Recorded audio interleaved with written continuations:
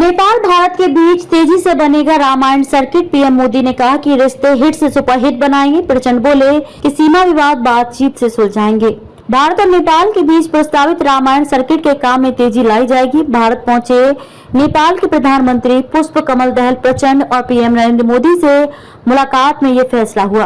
बातचीत के बाद पीएम मोदी ने कहा कि दोनों देशों के बीच रामायण सर्किट का काम तेजी से पूरा किया जाएगा। प्रधानमंत्री बोले कि मैंने और पीएम प्रचंड ने नेपाल भारत की पार्टनरशिप को हिट से सुपरहिट बनाने के लिए कई महत्वपूर्ण फैसले किए हैं। इसके अलावा दोनों नेताओं ने भारत नेपाल के बीच नेबरहुड फर्स्ट पॉलिसी पर भी चर्चा की। इस दौरान हाइड्रो पावर डेवलपमेंट, एग्रीकल्चर और कनेक्टिविटी जैसे मुद्दों पर भी बात हुई।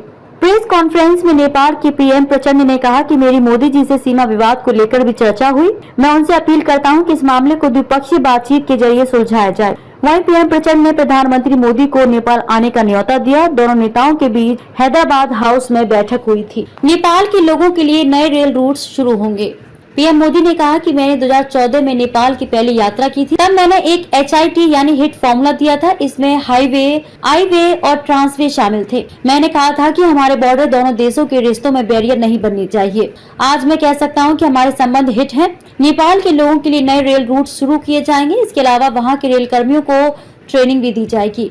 नेपाल के पीएम प्रचंड ने कहा कि मैं चौथी बार भारत दौरे पर आया हूं। मैं पीएम मोदी को भारत की सत्ता में 9 साल पूरे करने की बधाई देता हूं। उनकी लीडरशिप में भारत में इकोनॉमी सहित सभी क्षेत्रों में तेजी से विकास हुआ है।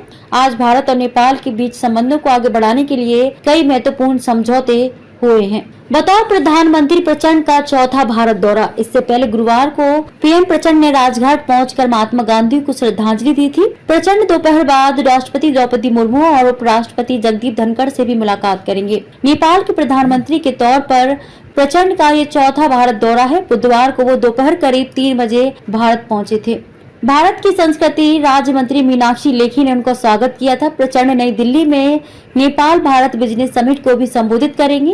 वो भारत में मौजूद नेपाली समुदाय के लोगों से भी मुलाकात करेंगे।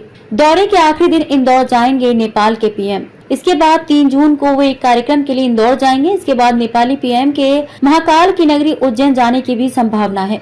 नेपाल के पीएम इससे पहले मई में भारत आने वाले थे, लेकिन कैबिनेट विस्तार के चलते उन्होंने यात्रा टाल दी थी। नेपाल में परंपरा है कि जो भी नेता वहां का प्रधानमंत्री बनता है वो अपने विदेशी यात्राओं की शुरुआत भारत से ही करता है।